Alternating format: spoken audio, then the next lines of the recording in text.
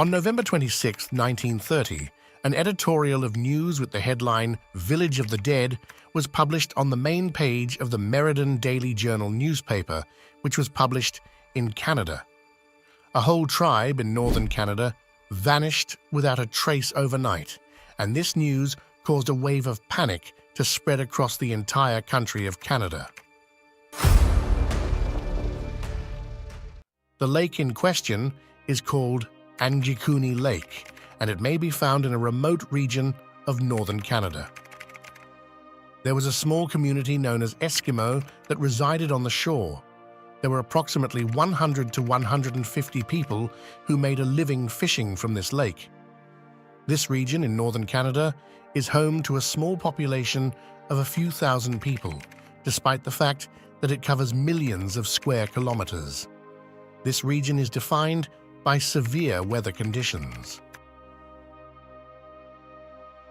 There are a variety of animals in the surrounding area that are hunted in addition to the fish that are found in Angikuni Lake, and a large number of hunters come here to pursue these species. When a hunter by the name of Lebel arrived in this region to hunt on a chilly winter day in November 1930, he became so busy with his hunting that he was unable to recognize the time that night had arrived. His plan was to spend the night with the Eskimo people who lived on the shore of Lake Angikuni. He had the idea that he would travel there. As in the past, the members of this tribe were well known for being supportive of those who arrived from outside the community. As a result, Joe Lebel gathered his belongings and began heading in the direction of the Eskimo.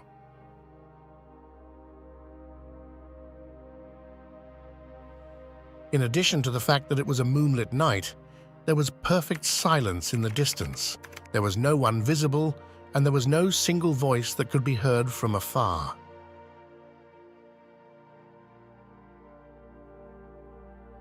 After what seemed like an eternity, Joe Lebel finally made his way inside the village. He was taken aback to discover that there were no people or animals present.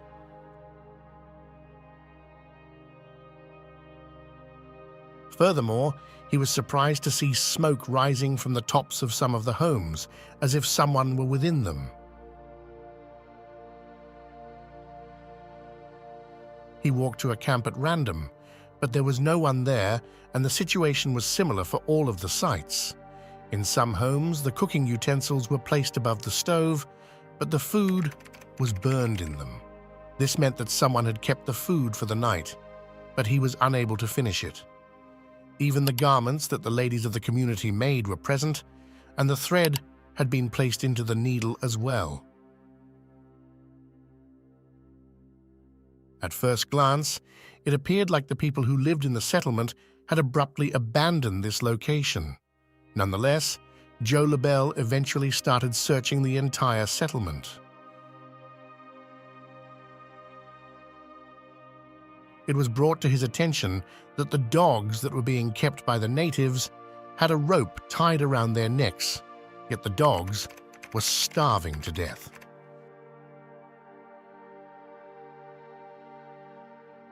Despite the fact that there was food ahead of the dogs, there was no one present to provide them with food.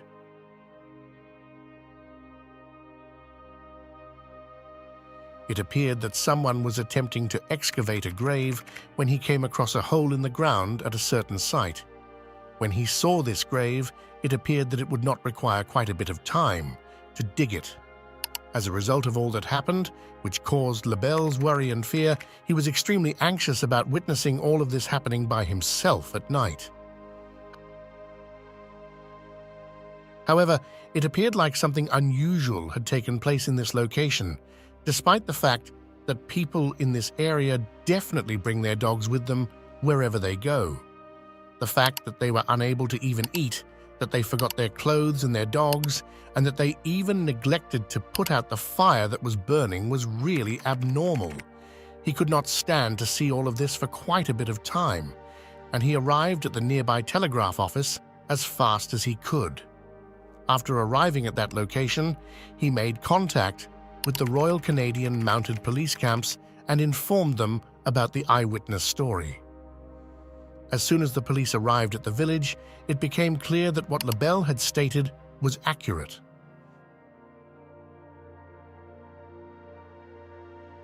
The police had an intense belief that all of the individuals living in the community had been murdered by an unidentified attacker. On the other hand, there was no blood or any other indication of a conflict, which was according to their initial estimation.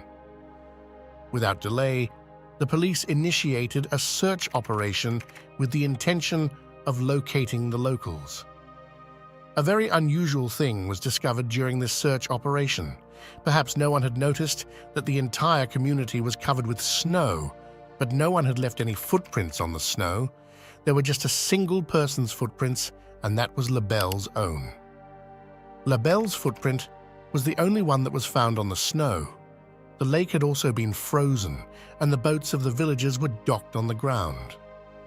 This was due to the fact that the people do not fish in frozen lakes, so they put their boats on the ground. In the event that someone had attempted to kill and toss people into the lake, there would have been breaks of cracked ice on the lake.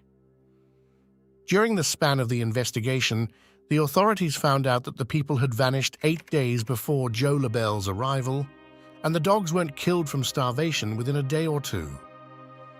This was demonstrated by the fact that smoke continued to emanate from the homes even after the fire had cooled. On the other hand, there was not a single answer to any of the questions that were brought before the police. After conducting search operations for quite a bit of time, the police finally decided to close this case permanently by naming it unsolved. As time went on, the general public also forgot about it.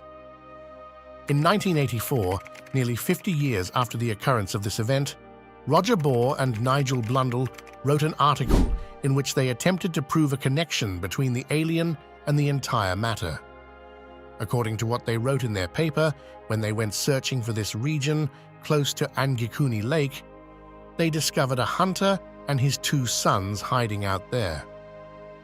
They reported that they frequently witnessed a number of objects flying over the lake, each of which had an unusual form, and that these objects were proceeding in the direction of the same village where the Eskimo people resided.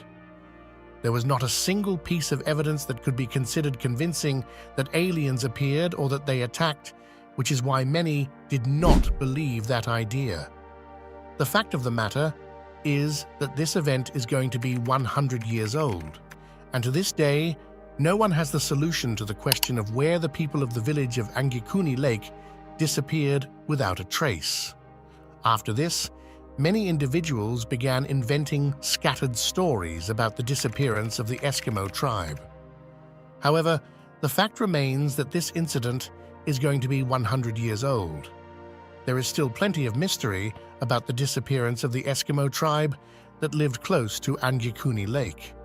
I really hope that you will enjoy seeing this video and that you will also share it with others.